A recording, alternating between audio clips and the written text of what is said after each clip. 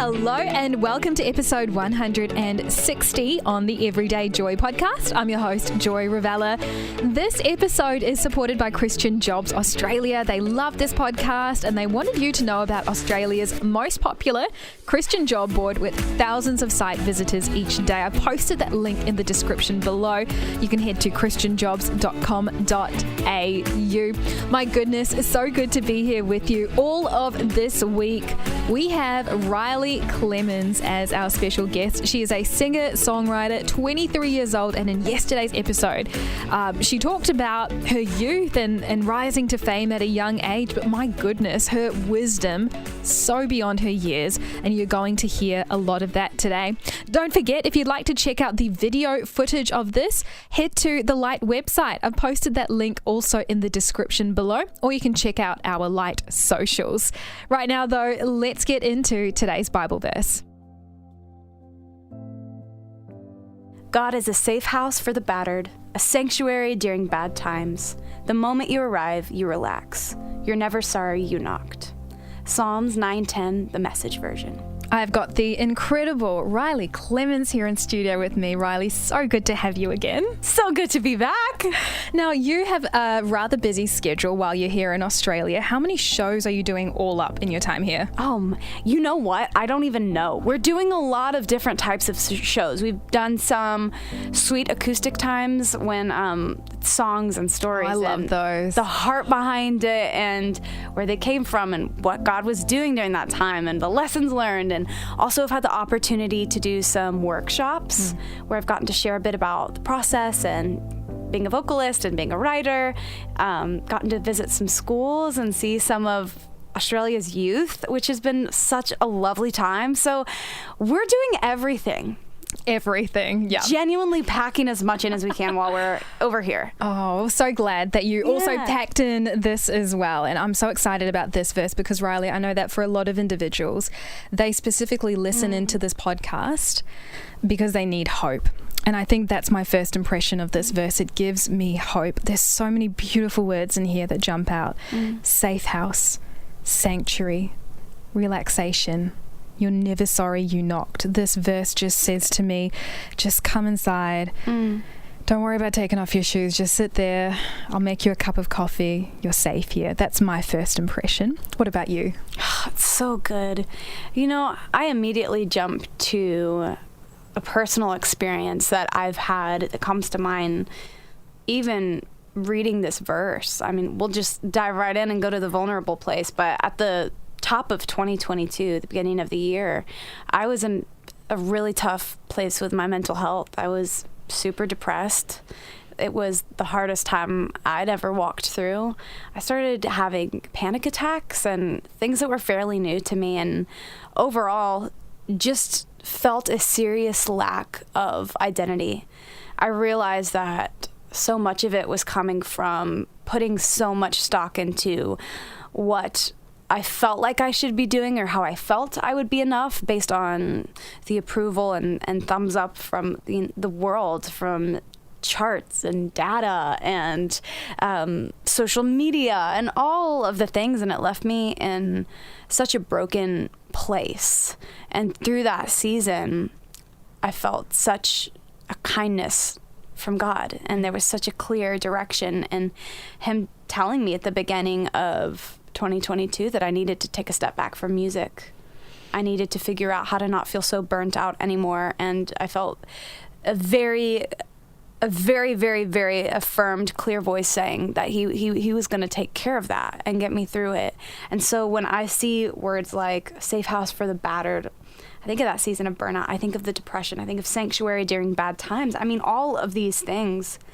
I think that so often, depending on whether you've been a Christian your whole life, whether the idea of God and Jesus are very new to you, I think that it's easy to have this belief that the idea of God is this big deity that's wagging a finger when we mess up and needs us to be braver and better so that we can be good Christians. And yet I've experienced God in the most profound way in my life in the past 2 years. And a lot of that has been through, again, the empathy, that he has met me with in hard times. And that's when I've truly gotten to experience what it means for him to be a place and source of soul rest. Yeah. And I think for you as well, being a performer, being someone who has to turn up for everyone else, you have to give, and your feedback loop is applause, it's praise, it's charts, it's data, like you said.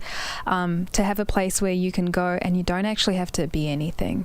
Like, yes. I remember once someone saying to me, you do know that you don't have to achieve anything in order for God to love you. Like, so good. he cannot love you any more or any less. It's ultimate. It's in this moment here for you.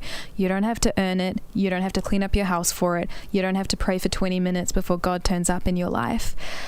So good. He is there. And I think that's something that I really get from this verse. And, going back, thank you so much for being so vulnerable about the time. Like, can we talk about panic attacks for a sec? Because they were new for me as well. And the first time I had one, I thought I was dying. Yeah, not good. Yeah, no. And then you just kind of think, what's going on? Every single body function, it's not operating. And you just you get out of yourself a little bit. I actually had one yesterday where and I had to step out for a little bit. And I think the thing that I feel immediately in that moment is a lot of fear, a lot of anxiety. And then afterwards, a bit of shame around the weakness of it. I'm just like, how can I... So real. That is so real. It's like everyone else seems to be holding it together. Why is this little thing kind of getting to me? Have you ever felt that way after one of those? Of course. I mean, something that I struggle with that I find often takes me to that place of panic is just sensory overload. When it's just so many things, and I'm a type A ambitious girl. I want to get stuff done. I want to move. I can relate. Oh, yeah. I have a to-do list and I want to move through it, and I have to be very productive, and I'll feel good about myself that day if I've been productive, and blah, blah, blah. The list goes on. And I have found that there have been so many moments, the feeling of your heart rate speeding up and being so overwhelmed and gasping for breath and not being able to pinpoint what's wrong. I think that's been the biggest thing that I've learned too. And in those moments, it is just this overwhelming reminder that, whoa, you can't do this in your own strength. Yeah. And I think that the thing that's so important to me as a young Christian woman specifically is communicating the vulnerabilities and imperfections and weaknesses that come along with being a human in general, and reaffirming the truth that does not disclude you from the love of God, that the imperfection does not exclude you from being a good, faithful person of God. Yeah.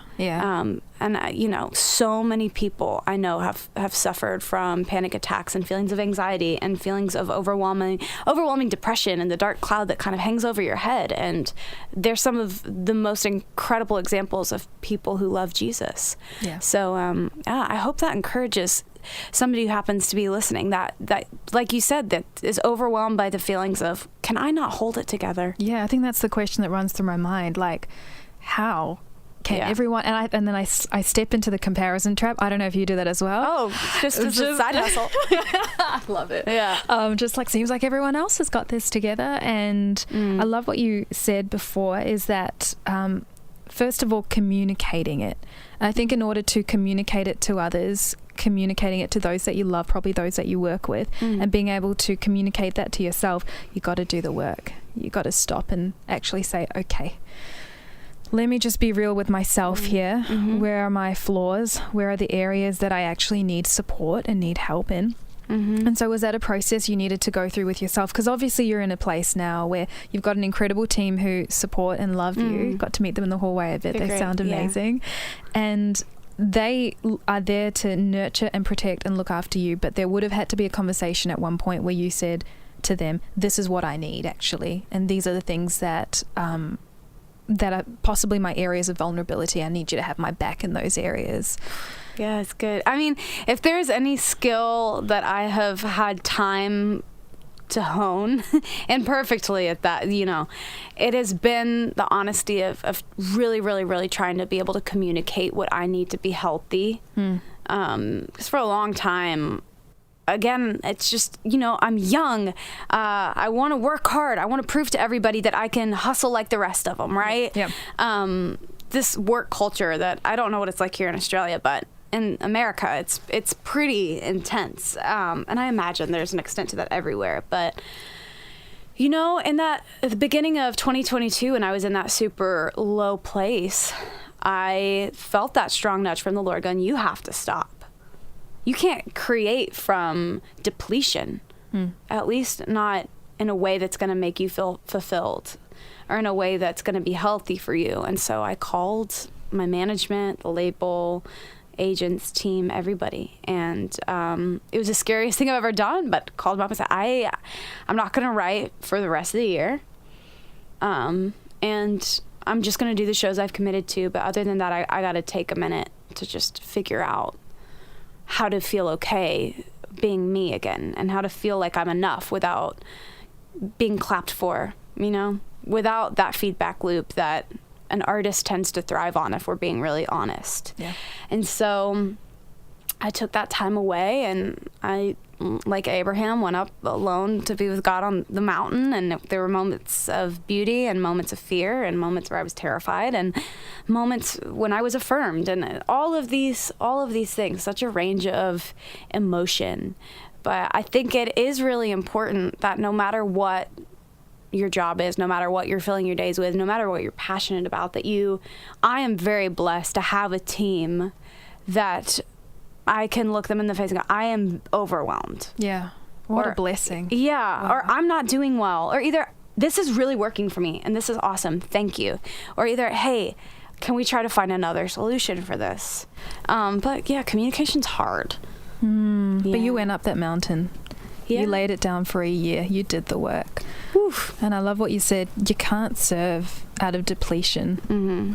And so for you listening right now, I hope that you're encouraged by Riley's story, because I think one of our biggest concerns is that if we go up that mountain, if we take that year off, if we lay that thing down, time's going to pass us by and we're going to never get back to where we're going. But from the music that I have heard you produce from your time up on that mountain, your best is yet to come. Thank you. Yeah. So kind. Thank you. And for you listening as well, your best is yet to come. I hope that you got something out of today's conversation. Riley is going to be back again tomorrow, so look forward to catching up then. See you then.